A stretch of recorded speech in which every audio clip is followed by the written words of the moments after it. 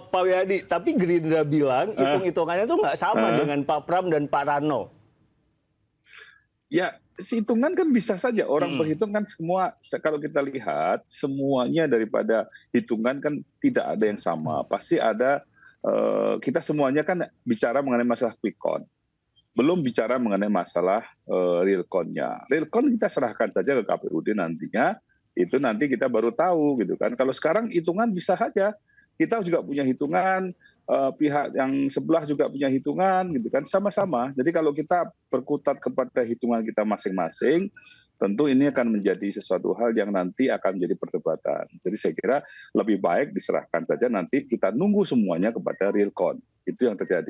Oke, Apa yang terjadi, apa kebenarannya? 50,07% itu ya Mas Eno ya, kalau hitung-hitungan real count. Itu boleh dijelaskan nggak dasarnya apa, kenapa akhirnya memutuskan buat deklarasi? Ya saya kira kalau kita mencermati, nggak usah real count ya, mencermati quick count dari berbagai lembaga survei kemarin malam saja, dari 8 lembaga survei itu 6 mengatakan bahwa kita pasangan Pram Rano itu menang 50% plus 1 suara.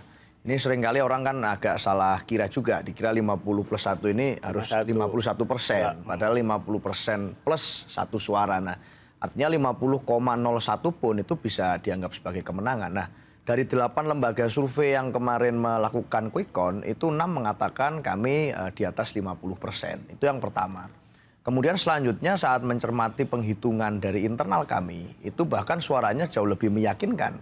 Itu tidak 50,0 sekian Mas, tetapi sampai di angka 51-52%. Jadi hitung internal itu gimana sih? Ya mengumpulkan C plano, mengumpulkan dari saksi-saksi, itu data-data di tiap TPS. Itu kan Jakarta saya rasa dibandingkan provinsi yang lain, itu penghitungannya bisa jauh lebih cepat karena ukurannya juga ya di satu tempat ini. Artinya ini cepat sekali perhitungannya dan kita bisa menghitung sampai di angka 51-52%. Artinya itu sangat meyakinkan. Nah, kemudian hari ini juga setelah ada real count, hitungan yang sesungguhnya, ini tadi Mas Pram mengatakan bahwa kan 50,07%. Yang itu kemudian tentu saja menjadi suatu ekspresi dari rakyat yang mengatakan bahwa ya separuh warga Jakarta saya rasa sudah firm memilih Mas Pram dan Pak Rano. Jadi ini kita karena itu diklaim sebagai real count, bukan lagi quick count karena nggak ada marginnya. Bukan lagi quick count, itu data yang real, data yang nanti akan diolah KPU, yang akan digunakan sebagai acuan untuk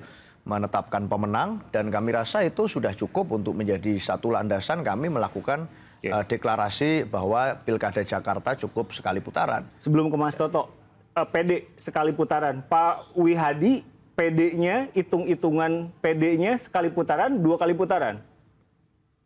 Begini, kalau dikatakan itu real count itu adalah KPU. Real count versi daripada pasangan itu bisa saja kita bicarain. Tapi kan semuanya kepada KPU.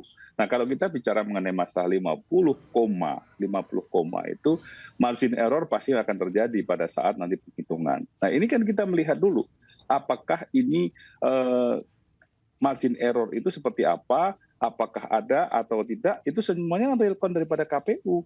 Nah jadi saya kira kita menunggu, ini kan situasi yang 1 putaran atau 2 putaran, ya kan. Kalau kami yakin bahwa mungkin dengan margin error yang ada masih bisa dengan 2 putaran. Tapi semuanya kita akan menunggu hasil daripada real count KPUD nantinya. Oke, kenapa saya tanya tadi ke Pak Wihadi, karena Pak Dasko, Pak Riza tuh PD bakal 2 putaran. Nah saya mau ke Mas Ando. Jadi yang tadi itu hitungan-hitungannya dari KPU atau internal? Ya, dua-duanya? Dua-duanya, satu yang dari KPU, satu lagi yang dari internal. Mas Toto, apa yang terjadi di Jakarta?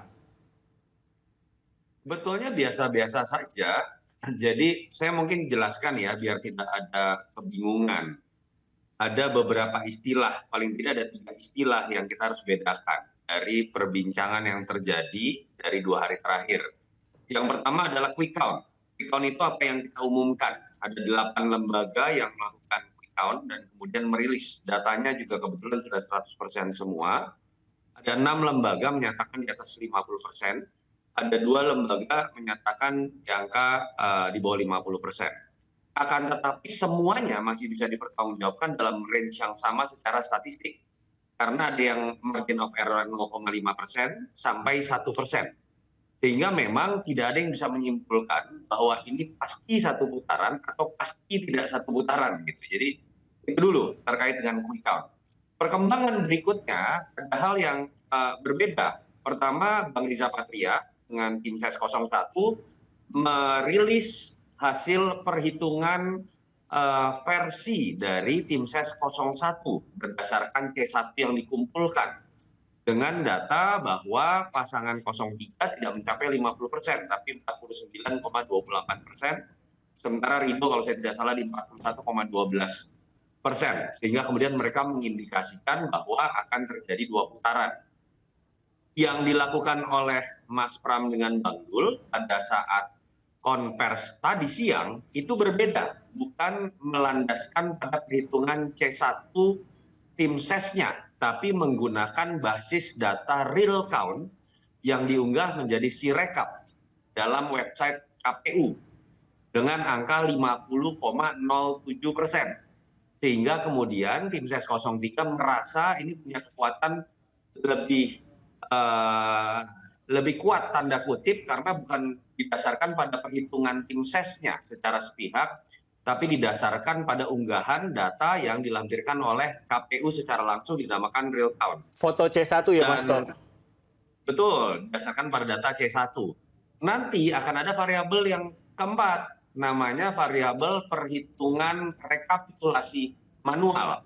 Yang itu nanti secara resmi akan menentukan baru secara legal apa yang akan diputuskan oleh KPU, apakah akan 1 putaran atau 2 putaran. Nah, memang kalau kita masuk pada wilayah legal, kita nggak bisa ngomong apapun nih. Artinya kita hanya akan berbicara pada skala normatif. Kita tunggu saja proses yang 16 Desember nanti paling lambat janji KPUD di seluruh Indonesia akan sudah diumumkan.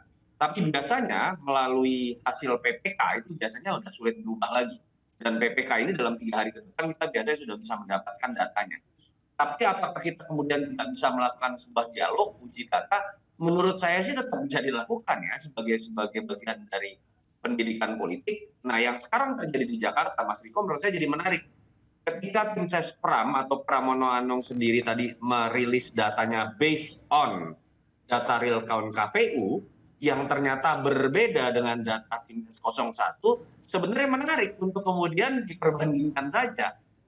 Di mana letak data yang berbeda, C1 di TPS mana yang berbeda, dan entah pilihannya kemudian kan adalah tim Ses 01 salah memasukkan data, atau jangan-jangan KPU yang salah memasukkan data. Itu yang menurut saya sih sebenarnya kalau itu dilakukan dalam konteks pendidikan politik sambil kita menunggu rekapitulasi manual dari KPU itu sah-sah saja.